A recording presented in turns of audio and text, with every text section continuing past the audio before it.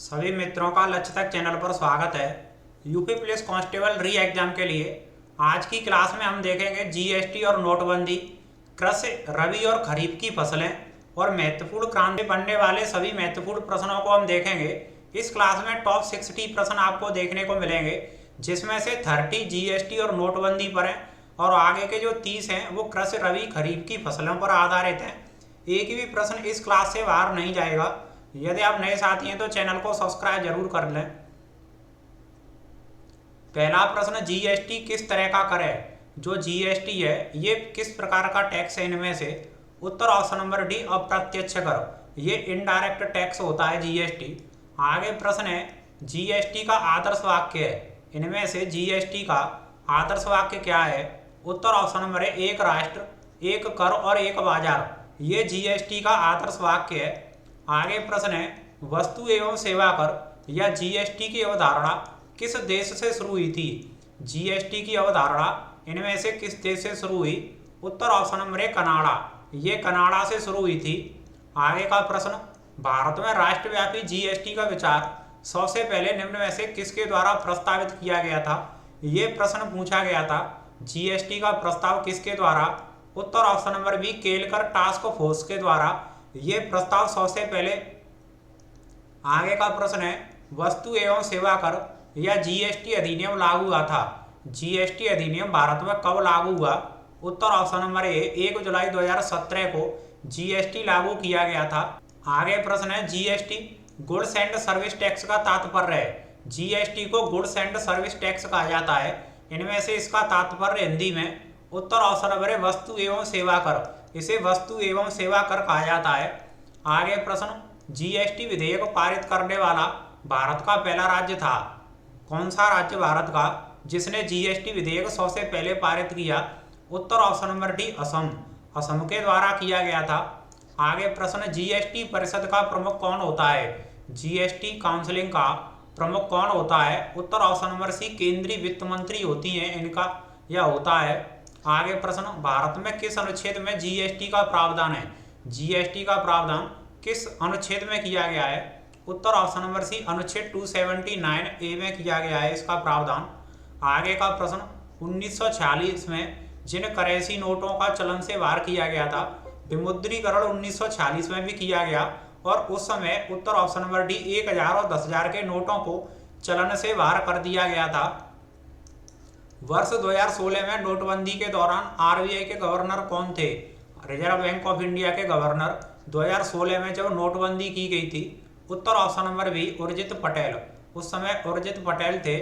आगे प्रश्न, जीएसटी परिषद की बैठकों में केंद्र सरकार के वोट का महत्व कितना होता है? इसका उत्तर ऑप्शन नंबर ए, डाले गए वोटों का 1/3 इसका महत्व होता है। आगे का प्रश्न, 2016 में की गई नोटबंदी में किस मूल्य की मुद्रा को चलन से बाहर कर दिया गया था? 2016 में जो नोटबंदी की गई थी उस समय कौन से नोटों को बंद कर दिया गया? उत्तर ऑप्शन नंबर बी, 500 और 1000 के नोटों को बंद कर दिया गया था। आगे प्रश्न, नोटबंदी भारत सरकार द्वारा की गई थी। नोटबंदी भारत सरकार के द्वारा। उत्तर ऑप्शन नंबर बी, 8 नवंबर 2016 को भारत सरकार के द्वारा नोटबंदी की गई थी। आगे प्रश्न, निम्न में से कौन सा जीएसटी टैक्स स्लैब में शामिल नहीं है? इनमें से 5% जीएसटी टैक्स स्लैब में शामिल है, 12% 18 और 28%। यहाँ उत्तर ऑप्शन नंबर डी, ये 30% जीएसटी टैक्स स्लैब में शामिल नहीं है। आगे प्रश्न, किस संविधान संशोधन अधिनियम के रूप में जीएसटी पारित हुआ था? किस अधिनियम के रूप में? उत्तर ऑप्शन नंबर है, 101वें अधिनियम के रूप में पारित किया गया था। आगे का प्रश्न, जीएसटी लागू करने वाला दुनिया का पहला देश? दुनिया का पहला देश जिसने जीएसटी लागू किया? उत्तर option number C, France. France के द्वारा किया गया था। आगे का प्रश्न, निम्न में से कौन सा निकाय वस्तु एवं सेवा कर जीएसटी के तहत मुनाफाखोरी से संबंधित सभी शिकायतों को संभालता है? इनमें से कौन सा निकाय है? उत्तर ऑप्शन नंबर सी हो जाएगा, भारतीय प्रतिस्पर्धा आयोग, जिसे सीसीआईबी कहा जाता है। आगे का प्रश्न, किसी मुद्रा को कानूनी रूप से हटाने या अलग करने की प्रक्रिया को संदर्भित करता है? इनमें से कौन सा विकल्प है? उत्तर ऑप्शन नंबर सी, विमुद्रीकरण। किसी मुद्रा को कानूनी रूप से हटाने या अलग करने को नोटबंदी या विमुद्रीकरण कहा जाता है। आगे प्रश्न है, जीएसटी अधिनियम में आईजीएसटी की अधिकतम दर कितनी है? कौन से मूल्य का नोट विमुद्रीकरण की घोषणा के तुरंत बाद पेश किया गया था। नोटबंदी के बाद भारत सरकार के द्वारा 2000 का नोट लाया गया था 2016 में। आगे का प्रश्न, भारत के आर्थिक इतिहास में 2016 से पूर्व विमुद्रीकरण की दो घटनाएं हुई थी। उत्तर ऑप्शन नंबर है 1946 और 1978 में ये दो घटनाएं हुई थी। आगे प्रश्न है, 2000 रुपये के नोट पर किसकी तस्वीर छपी हुई है? 2000 का जो नोट था उस पर किसकी तस्वीर? उत्तर ऑप्शन नंबर है मंगलयान, उस पर मंगलयान छपा हुआ। आगे प्रश्न, 20 रुपये के नोट पर छपी हुई तस्वीर किसकी है? 20 रुपये के नोट पर उत्तर ऑप्शन नंबर है एलोरा की गुफाएं 20 रुपये के नोट पर। जबकि जो सूर्य मंदिर है, कोणार्क मंदिर या सूर्य मंदिर, ये 10 रुपये के नोट पर छपा हुआ है। 50 रुपये के नोट पर हम्पी के मंदिर छपे हुए हैं। आगे प्रश्न देखेंगे, निम्न में से वस्तु एवं सेवा कर जीएसटी में शामिल नहीं है। जीएसटी में इनमें से कौन सा शामिल नहीं है? सीएनजी, शराब और पेट्रोल। उत्तर ऑप्शन नंबर डी उपरोक्त सभी। इनमें से कोई भी जीएसटी में शामिल नहीं किया गया है। कौन सा कर जीएसटी द्वारा समाप्त कर दिया गया? जब जीएसटी लाया गया था उस समय कौन सा कर इनमें से समाप्त कर दिया गया? उत्तर ऑप्शन नंबर है सेवा कर, क्योंकि जीएसटी का मतलब गुड्स एंड सर्विस टैक्स होता है, जिसमें सेवा आता है। सेवा कर इसमें से हटा दिया गया था। जबकि ये जो तीनों कर है, निगम कर, आयकर और धन कर, ये इनकम टैक्स के दायरे में आते हैं। अब याद रखें, ये डायरेक्ट टैक्स के में आते हैं। आगे का प्रश्न है, जीएसटी किस पर लगाया जाता है? जीएसटी किस पर? निर्माता पर जीएसटी लगाया जाता है, खुदरा विक्रेता पर लगाया जाता है और उपभोक्ताओं पर। उत्तर ऑप्शन नंबर डी उपरोक्त सभी इसका उत्तर हो जाएगा। आगे प्रश्न है, वस्तुओं और सेवाओं पर जीएसटी की दरें कितनी हैं? गुड्स एंड सर्विस टैक्स की दरें कितनी हैं? उत्तर ऑप्शन नंबर सी 0%, 5%, 12, 18, 28, ये जीएसटी की दरें हैं। आगे का प्रश्न है, आईजीएसटी में आई का क्या मतलब है? आईजीएसटी में आई का मतलब है इंटीग्रेटेड होता है, इसे एकीकृत कहा जाता है। उत्तर ऑप्शन नंबर सी हो जाएगा। आगे प्रश्न, 1978 में हुई नोटबंदी के दौरान भारत के प्रधानमंत्री कौन थे? उस समय भारत के प्रधानमंत्री कौन थे?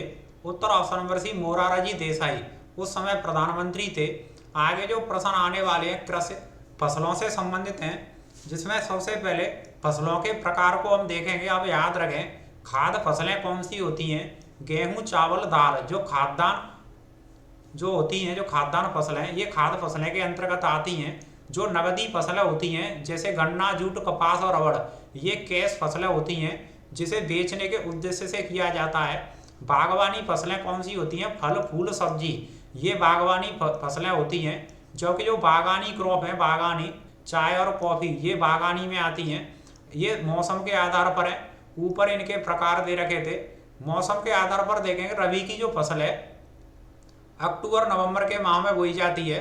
मार्च अप्रैल में इसे कटाई हो जाती है इसकी।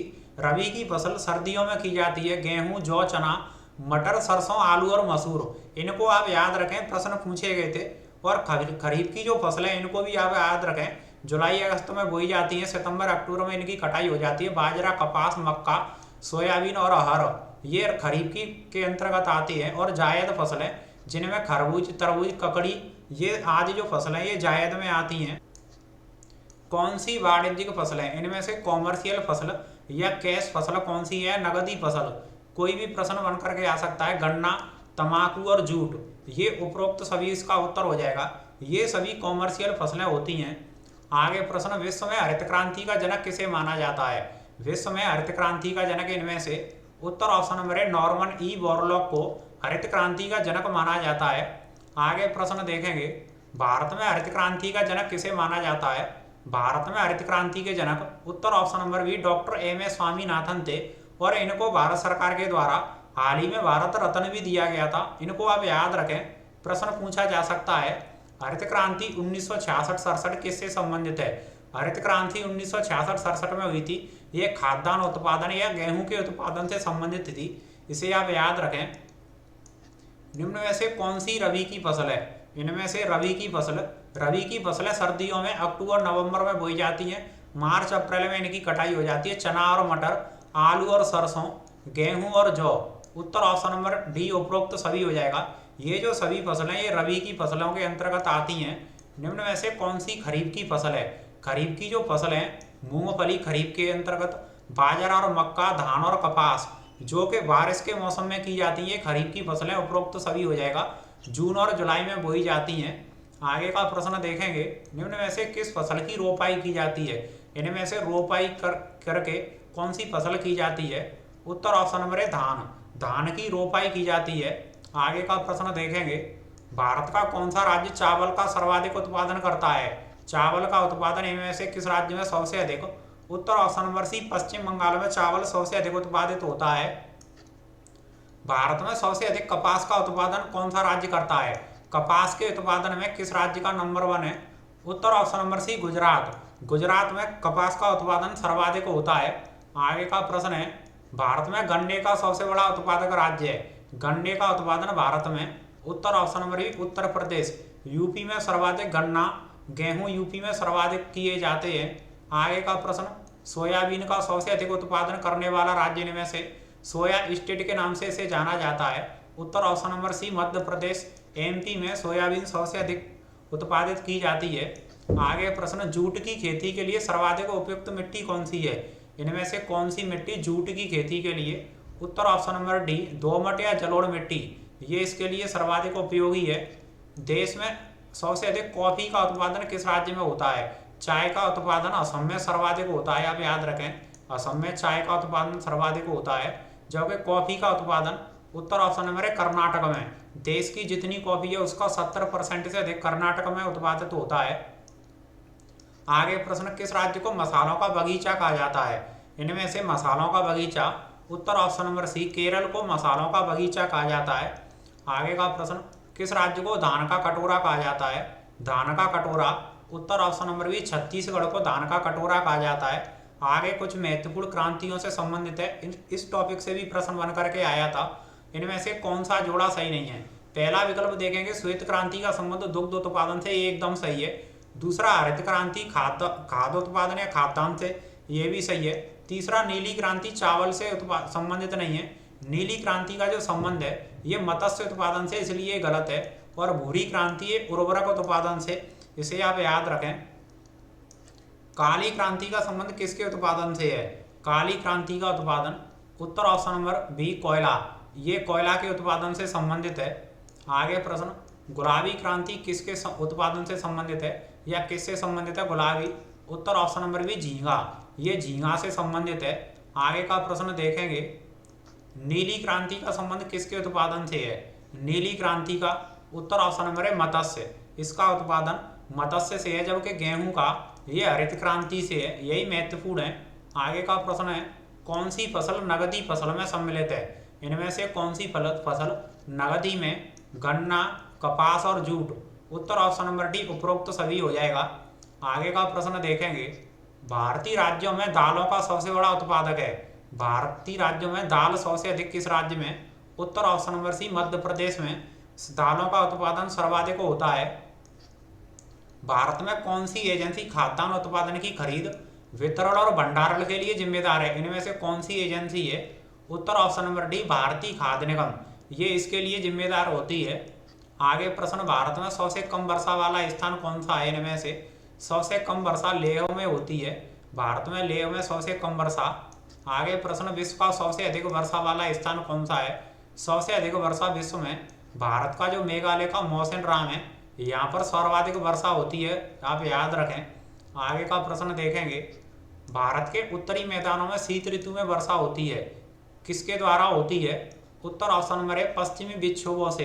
पश्चिमी विक्षोभों से भारत के उत्तरी मैदानों में वो जो शीत ऋतु या सर्दियों में वर्षा होती है, इसके कारण होती है।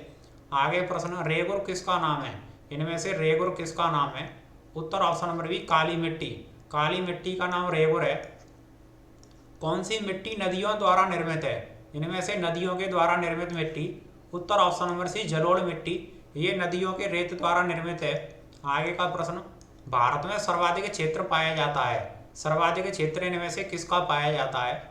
उत्तर ऑप्शन नंबर बी उष्णकटिबंधीय आर्द्र पर्णपाती वनों का सर्वाधिक क्षेत्र भारत में पाया जाता है। आगे का प्रश्न देखेंगे, भारत में मानसून की उत्पत्ति होती है, मानसून की उत्पत्ति इनमें से? उत्तर ऑप्शन नंबर है दक्षिण पश्चिम पवन के द्वारा भारत में मानसून की उत्पत्ति होती है।